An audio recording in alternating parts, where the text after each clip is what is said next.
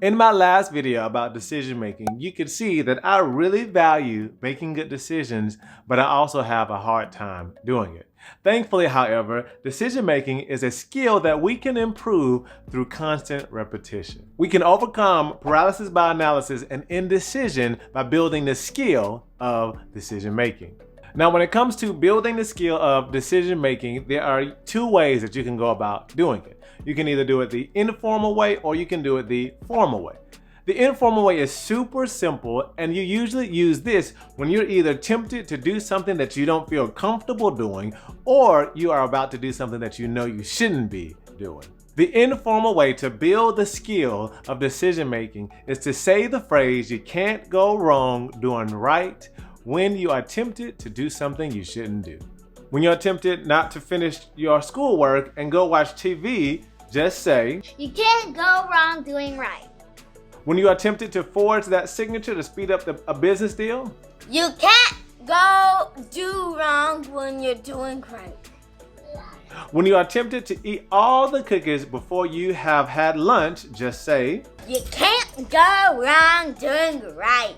Good job. One more time, big boy. When you want to watch TV all day, instead of having a little fun with your family members, "You can't go wrong, you do what?" When you want to skip leg day, when you're tempted to watch something you shouldn't watch, when you're tempted to lie to protect yourself. "You can't go wrong doing right." The informal way is designed to help you quickly align to the right thing and then give you confidence, because doing the right thing will always put you in the right place. So when in doubt, just say, "You can't go wrong doing right." Now, when it comes to the formal way of building the skill of decision making, this method usually requires a bit more time and a bit less impulse. You use this when you generally have a problem or have something that you're working through that does not require an immediate answer. And since you don't need an immediate answer, you generally have a bit more time to think through what the right answer may be. The system for building the skill of decision making in a formal way is: number 1, clarify the desired outcome. Number 2, clarify your options. Number 3, pause and align. And number 4, act with courage. Clarifying your desired outcome is just you defining what you want. Here you are defining the goal that you want to walk towards.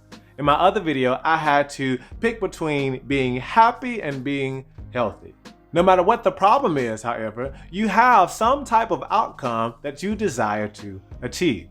And the only parameter here is that the goal that you're walking towards, it has to be true and moral. If you aren't sure on what the right outcome needs to be sure to seek wise counsel.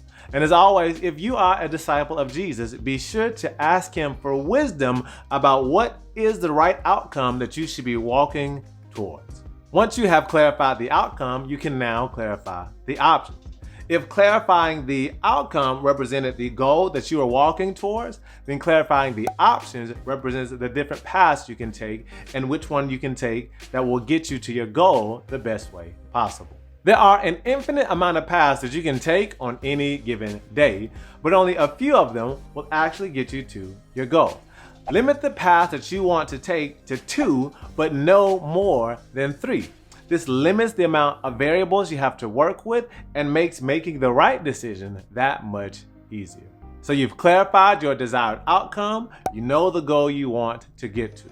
You've clarified your options, you know which paths you are considering taking to get you to your goal. Now it's time to pause and align. And here we take a minute to step back and we align to the path that has the best chance of getting us to our desired outcome, our destination. Which path gets me closer to the truth? Which path gets me away from the truth? Which path gets me closest to my destination? Which path pulls me away from my destination? Again, if you are having problems discerning which path is the right one to take, be sure to seek a few additional wise voices. And if you are a disciple of Jesus Christ, be sure to seek out wise people, but most importantly, go to God in prayer and ask him for wisdom about what's the right path to take. James chapter 1 verses 5 through 8 remind us that if we ask God for wisdom, he will graciously give it to us. We just have to have the confidence and the faith to ask him and believe that he'll answer us.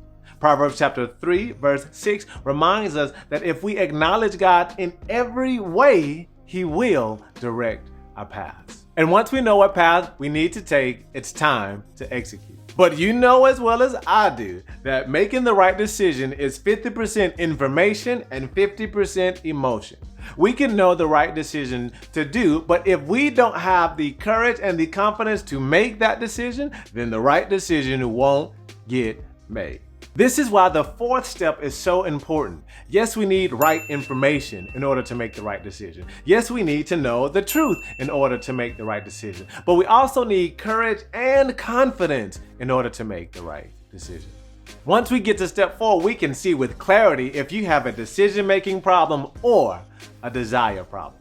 When it's time to execute and you just don't want to, then that shows that your desires are causing you just as much friction as any absence or abundance of information is causing you. When we get to step 4 and we know what the right thing to do is, just say the phrase, "You can't go wrong doing right." This will give you courage and confidence to make the right decision. Since you can't go wrong doing the right thing, and doing the right thing really matters to you, you can have true peace about this decision.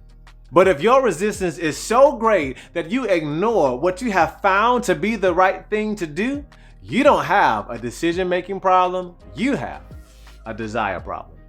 And unless your desires change, there is nothing that anybody other than God can do to help you make better decisions. But this is still a good thing because now you at least have clarity on what is producing the indecision in your life.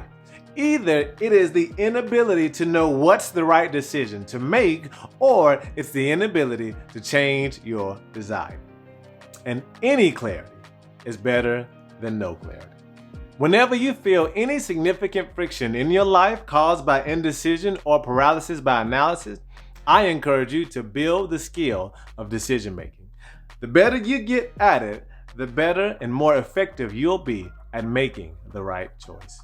Again, if you want to continue to build the skill of decision making, be sure to check out the free printable that accompanies this skill on growingtruedisciples.com, and also check out the other videos in this playlist about building the skill of decision making.